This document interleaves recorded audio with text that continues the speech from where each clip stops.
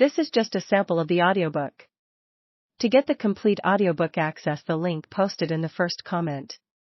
Where uses this name collectively, but confines it to the followers of Achilles from Theotis, who were the original Hellenes.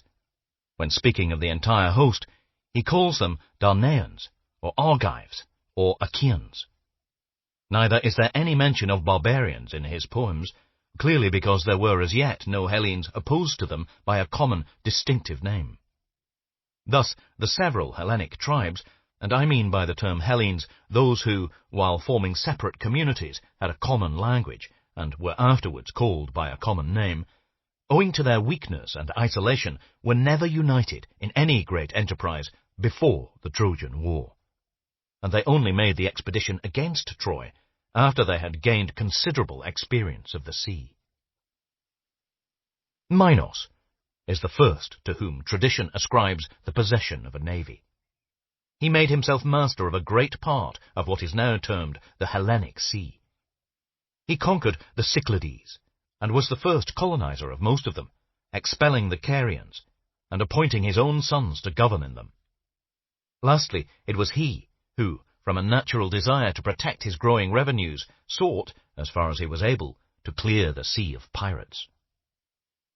For in ancient times, both the Hellenes and those barbarians, whose homes were on the coast of the mainland, or in islands, when they began to find their way to one another by sea, had recourse to piracy. They were commanded by powerful chiefs, who took this means of increasing their wealth and providing for their poorer followers. They would fall upon the unwalled and straggling towns, or rather villages, which they plundered, and maintained themselves chiefly by the plunder of them. For as yet, such an occupation was held to be honourable, and not disgraceful.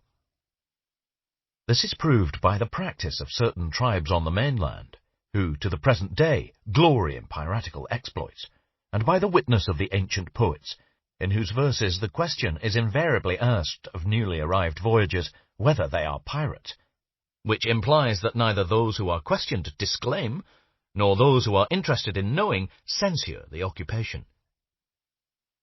On land also neighbouring communities plundered each other, and there are many parts of Hellas in which the old practices still continue, as, for example, among the Ozolian Locrians, Aetolians, Acarnanians, and the adjacent regions of the continent. The fashion of wearing arms among these continental tribes is a relic of their old predatory habits. For in ancient times all Hellenes carried weapons because their homes were undefended and intercourse was unsafe. Like the barbarians, they went armed in their everyday life, and the continuance of the custom in certain parts of the country indicates that it once prevailed everywhere. The Athenians were the first who laid aside arms and adopted an easier and more luxurious way of life. Quite recently, the old-fashioned refinement of dress still lingered among the elder men of their richer class, who wore undergarments of linen, and bound back their hair in a knot with golden clasps in the form of grasshoppers. And the same customs long survived among the elders of Ionia, having been derived from their Athenian ancestors. On the other hand, the simple dress which is now common was first worn at Sparta, and there, more than anywhere else, the life of the rich was assimilated to that of the people. The Lacedaemonians, too, were the first who, in their athletic exercises, stripped naked and rubbed themselves over with oil. But this was not the ancient custom. Athletes, formerly, even when they were contending at Olympia, wore girdles about their loins, a practice which lasted until quite lately, and still prevails among barbarians, especially those of Asia, where the combatants in boxing and wrestling matches wear girdles, and many other customs which are now confined to the barbarians might be shown to have existed formerly in Hellas.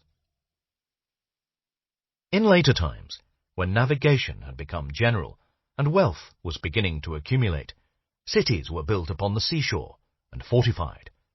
Peninsulas, too, were occupied and walled off with a view to commerce and defence against the neighbouring tribes.